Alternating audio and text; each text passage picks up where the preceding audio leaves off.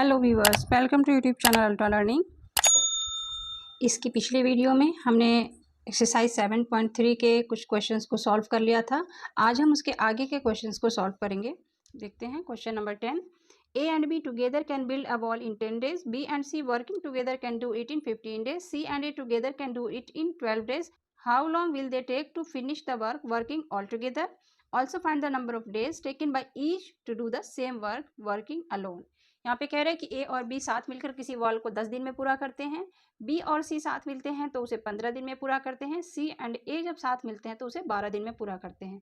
यहाँ बताना है कि वो तीनों अगर मिलके काम करें तो वॉल को कितने दिन में पूरा कर लेंगे। साथ ही ये भी बताना है कि हर एक means A B and C separately उस वॉल को कितने कितने दिन में बना पाएंगे, पूरा कर पाएंगे।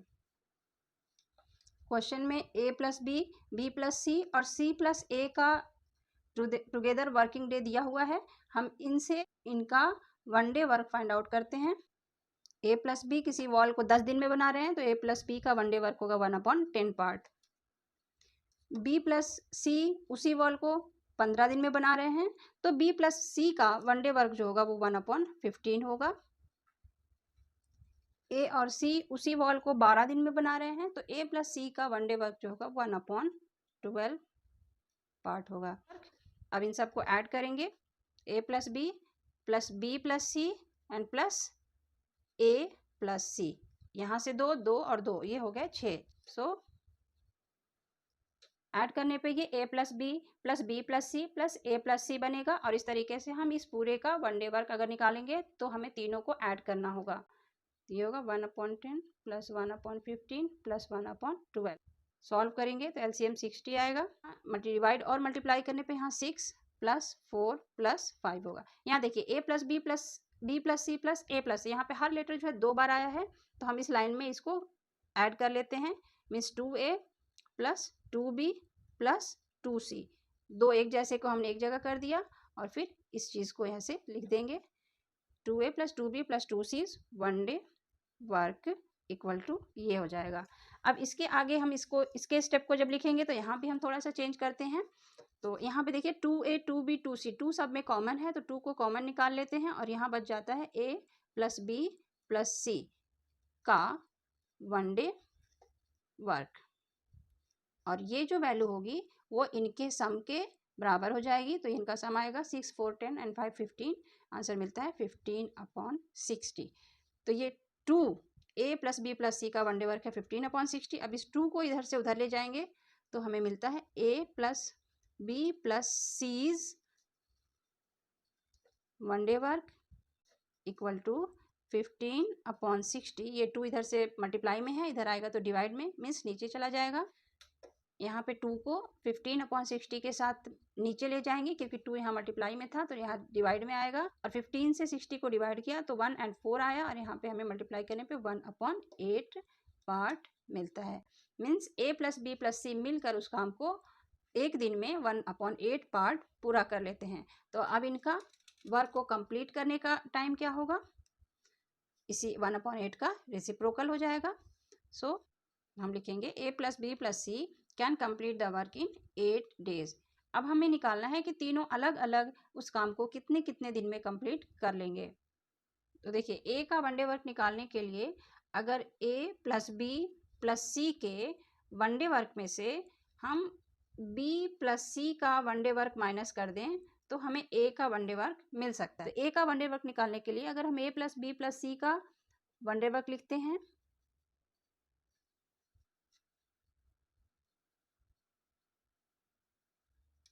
और हम इसमें से सब्ट्रैक्ट कर देते हैं बी प्लस सी का वन डे वर्क तो हमें ए का वन डे वर्क मिल जाता है। तो ए प्लस बी प्लस सी का वन डे वर्क अभी हमने फाइंड आउट किया है 1/8 एंड सब्ट्रैक्ट करना है बी प्लस सी का वन डे वर्क जो है 1/15। एलसीएम लेंगे तो 120 आएगा। यहाँ 15 माइनस 8 इक्वल टू मिलेगा 7/120। ये है ए का वन डे वर्क। इसी का जो रेसिप्रोकल होगा वो ए का वर्क कंप्लीट करने का डे बता देगा। So A can complete the work in 120/7 days. Mixed fraction हो जाएगा 17 होल 1/7 डेज। अब इसी तरीके से बी का निकालते हैं, तो लिखेंगे B is one day work equal to A plus B plus C is one day work minus A plus C is one day work. तीनों का वन डे वर्क 1/8 है एंड ए प्लस सी का one day work जो है 1/12 है। LCM लेंगे तो 96 होगा और यहाँ से इसमें डिवाइड एंड मल्टीप्लाई करने पे 12, यहाँ पे 8 आएगा और सब्ट्रैक्ट करके 4/96 और ये कट के आ जाएगा 1/24। तो यहाँ हम देख रहे हैं कि बी का वन डे वर्क जो है 1/24 है, therefore B can complete the work in 24 days. अब निकालते हैं सी का।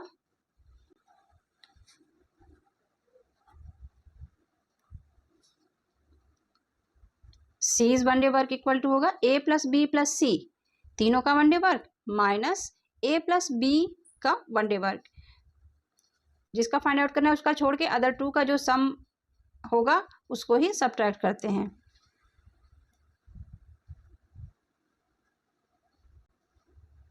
ये वही 1/8 है। ए प्लस बी का जो वन डे वर्क है वो है 1/10। एलसीएम लेके 80, यहाँ पे आएगा 10 माइनस 8 इक्वल टू 2/80 डिवाइड होके आएगा 1/40। तो ये है सी का वन डे वर्क। इसी का रेसिप्रोकल जो होगा वो सी का पूरे वर्क को कंप्लीट करने का डे होगा। तो हम लिखेंगे C can complete the work in 40 days. चलते हैं इस एक्सरसाइज के लास्ट क्वेश्चन पे। A pipe can fill a tank in 12 hours. By mistake, a waste pipe at the bottom is left open and the tank is filled in 16 hours. If the tank is full, how much time will the waste pipe take to empty it? यहाँ पे कह रहा है कि एक pipe जो है किसी टैंक को 12 आवर्स में फिल कर देता है, बट कोई एक वेस्ट पाइप है जो नीचे से खुला रह गया है और उसके खुला रहने से जो टैंक है उसको अब फिल होने में 16 आवर्स लग रहे हैं। मीन्स क्या हो रहा है कि कुछ पानी भर रहा है तो कुछ पानी नीचे से गिर जा रहा है, जिससे कि भरने का जो टाइम है वो 12 से 16 आवर्स हो जाता है। If the tank is full, अगर टैंक फुल हो तो how much time will the waste pipe take to empty, तो फिर कितनी देर बाद उस पाइप के थ्रू वो टैंक जो है वो खाली हो जाएगा, यानी पाइप कितनी देर बाद उस टैंक को खाली कर देगा। यहाँ पे एक हिंट दिया हुआ है कि portion of the tank emptied by the waste pipe in 1 hour equal to 1/12 minus 1/16। इस क्वेश्चन को हम पहले एक डायग्राम से समझते हैं। जैसे एक टैंक है जो 12 घंटे में फिल हो जाता है, यानी इसके 12 पार्ट्स हैं और हर पार्ट जो है वो एक एक घंटे में फिल हो रहा है। मीन्स अगर पूरा टैंक 12 आवर में फिल हो रहा है तो 1 आवर में इसका 1/12 पार्ट फिल होगा। इसी तरीके से देखिए अब यहाँ कुछ पानी फिल हो रहा है तो कुछ पानी थोड़ा सा नीचे गिर जा रहा है। ये 16 पार्ट मैंने कर दिए हैं। मीन्स भरना चाहिए इतना चौड़ा, लेकिन भर पा रहा है बस इतना पतला सा, यानी इसका थोड़ा सा पानी जो है वो नीचे गिर जा रहा है, यानी पानी भर भी रहा है और गिर भी रहा है। इस सिचुएशन में उस टैंक को फुल होने में 16 आवर्स लगते हैं। तो इस गिरते हुए सिचुएशन में 1 आवर में कितना टैंक फुल होगा, तो वो होगा 1/16 पार्ट। कुछ पानी भर रहा है और कुछ पानी गिर जा रहा है, तो वो कितना पानी गिर जा रहा है इसका पता करने के लिए हम 1/12 पार्ट में से 1/16 पार्ट को सब्ट्रैक्ट करेंगे। देखिए यहाँ दिख रहा है कि 12 पार्ट जो है वो बड़ा है, 16 पार्ट जो है वो छोटा है, तो बड़े में से छोटे को माइनस कर लेंगे। सो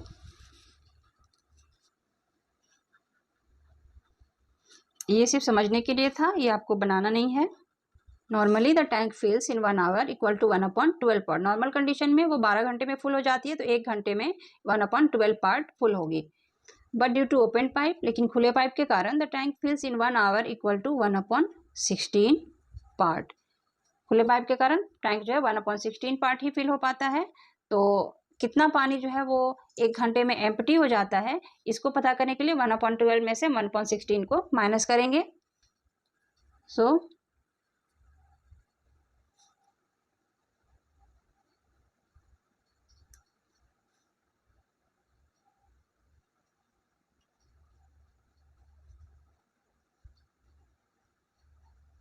emptied tank in 1 hour equal to 1/12 minus 1/16। LCM लेंगे तो 48 होगा और 12 से डिवाइड करेंगे तो 4 एंड 4 में 1 से मल्टीप्लाई होके 4 एंड 16 से 48 में डिवाइड करेंगे तो 3 एंड 3 में 1 से मल्टीप्लाई होके 3 इक्वल टू मिलेगा 1/48। मीन्स उस लीकेज की वजह से टैंक जो है 1 घंटे में 1/48 पार्ट खाली हो जाता है, उसका पानी गिर जाता है। देखिए 1 घंटे में टैंक जो है 1/48 पार्ट खाली हो रहा है, तो 48 आवर्स में वो टैंक फुल्ली एम्प्टी हो जाएगा, पूरी तरह से खाली हो जाएगा। तो ये होता है आंसर। आज के लिए इतना, मिलते हैं नेक्स्ट वीडियो में, तब तक के लिए गुड बाय।